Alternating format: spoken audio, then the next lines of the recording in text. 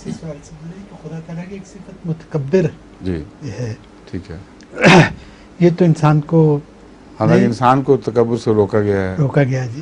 اور پھر یہ انسان کہ کو خدا کیوں تعالیٰ روکا گیا ہے جی تکبر سے؟ جی اگر ایک انسان سچا ہے تو سچائی سے تو نہیں روکا جا سکتا، ٹھیک.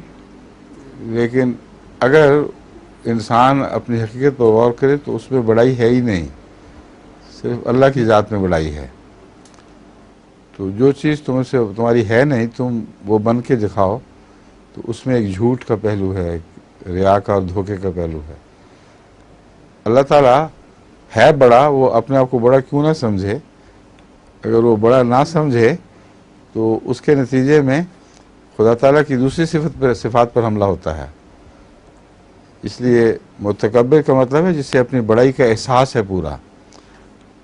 دوسرا پہلو اس کا یہ ہے کہ جو حقیقی بڑا ہو اور اسے اپنی بڑائی کا احساس ہو، اس کے اندر حلم پیدا ہو جاتا ہے اور بردباری پیدا ہو جاتی ہے، پکڑ میں جلدی نہیں کرتا، اور اس میں ایک کردار میں کی عظمت پیدا ہوتی ہے حقیقی بڑائی سے. چنانچہ وہ لوگ جو بڑا سمجھتے ہیں مگر اس حد تک جتنے ہیں ان کو متکبر نہیں کہا جاتا. ان کو اللہ تعالیٰ نے کبھی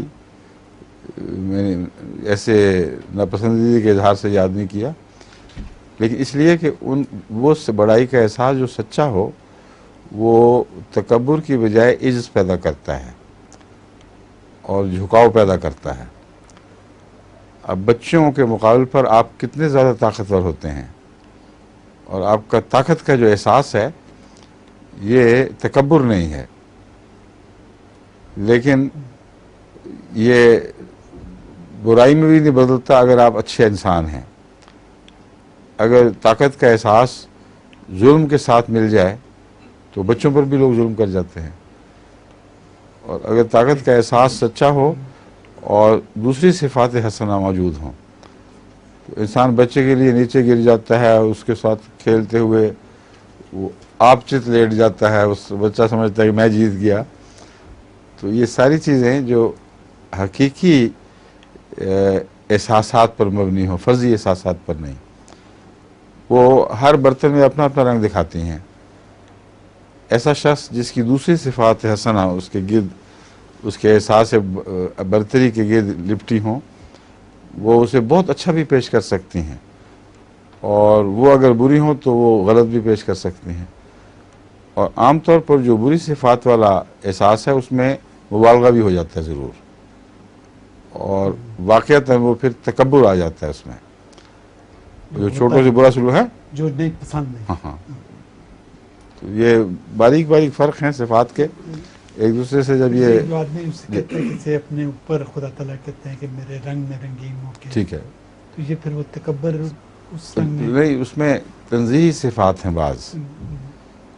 بعض صفات ہیں تنزیہی، جن کا مطلب یہ ہے کہ وہ صفات باری تعالیٰ سے تعلق رکھتی ہیں اور انسان ان کو اختیار نہیں کر سکتا، وہ ایک الگ مضمون ہے. فرمائیے. مگر اس حد تک تو انسان متکبر کا معنی تو بالکل اور ہے.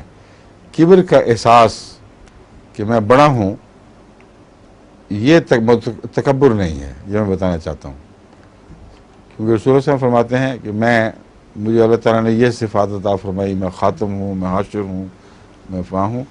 ہر دفعہ فرماتے تھے ولا فخرہ، یعنی اس علم کے ساتھ مجھ فخر نہیں پیدا ہوا.